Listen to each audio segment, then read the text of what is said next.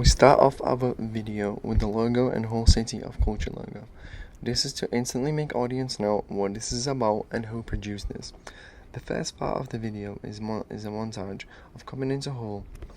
We see the Humber Bridge and smaller attractions of Hull on the way into city centre. We then follow up with shots of Philip Larkin and Holy Trinity Church, and in between we have used multiple tracking or point of view shots.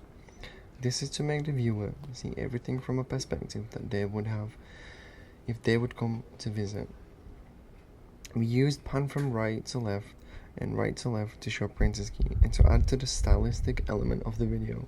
In fact, we used pans on multiple occasions to show statues and places, because it makes for nice cuts to neck shots and it is pleasing to see rather than a still shot.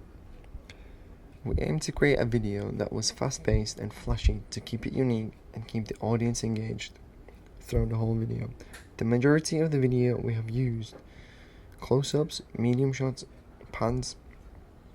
In the last part of the video we used more long shots to show main attractions such as the Ference Art Gallery and the Deep. And we also included a character that unnoticeably appears in each shot. This represents how Hull can be explored with friends, family, and just by yourself. The night setting shows Hull as quiet and calm, with locations that are enjoyable and transform at night into wonderful places and sights.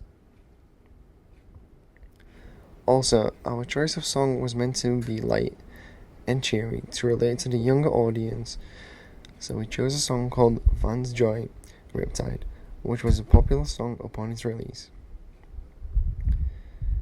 We also attempted to match the cuts to the beat to have smooth continuity in our video. Our aim was to create the video in different time settings, which would be morning, day, and night. As the video goes on, it gets darker and darker until we are met with shots of the opening event of Hull City of Culture. We also didn't use any effects to distort shots or anything of that kind, as we wanted to keep it raw and left the footage untouched. This is why we all shot individually to give different perspectives of how we see Hull. Although it sounded great at the beginning, it wasn't as good as we expected, but we were still able to get some decent shots and create a decent video. In terms of technology, we used Canon 7050D to shoot our material and Final Cut Pro X to edit. We also used stabilizers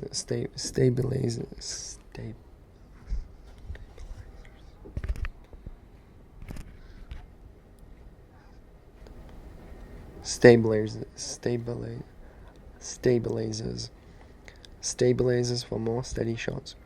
The advantages of using Canon 7050D was that it had automatic focus and better quality recording compared to other cameras available to us. The main disadvantage was the size and poor audio recording. The size meant we had to be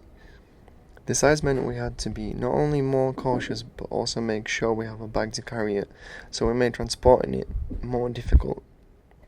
Also, if the camera wasn't booked in advance, it would be difficult to have it on the day as there would be high demand.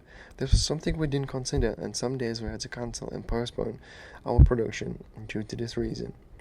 Final Cut Pro on the Mac was a program which we used, and it was straightforward, as most of us had experience with using it. Also, Macs are much easier to use than Windows laptops, as they are straightforward, simple, and easy to navigate. The simplicity of the software made it easy to learn anything new, or anything that we didn't know how to do. The only disadvantage was if the work was done on one computer, then it would only stay on that one computer.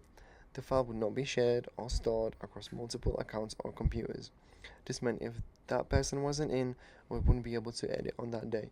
Also, Final Cut automatically saved all the work, so if it ever crashed, it would save the edit. Alternatively, we could have used Adobe Premiere, but it was too big of a learning curve, and so we stuck with Final Cut Pro. We also lacked color grading, and some shots look brighter and some look darker. This taught us a lesson about adjusting ISO so the light isn't overly exposed or underexposed when shooting a video. To keep all the footage safe, we had it saved on software, memory card, and a copy of it on another memory card, so if anything were to go wrong, we would still have our footage. Overall, the only issues that we faced were team and time management. One of our group members didn't contribute much and was difficult to get in touch with. However, we were able to overcome this by quickly splitting the work that was needed to be done and somehow managed to complete it. Nevertheless, time management was the biggest issue. It was the biggest issue that we faced as we didn't plan our time efficiently and relied on each other to just have it done without setting any personal deadlines. Although we finished our work on time, it was extremely rushed and therefore it lacked the quality which we aspired for it to be at the beginning of our production. Our group worked very hard within the circumstances we were in, and we made the best of what we had.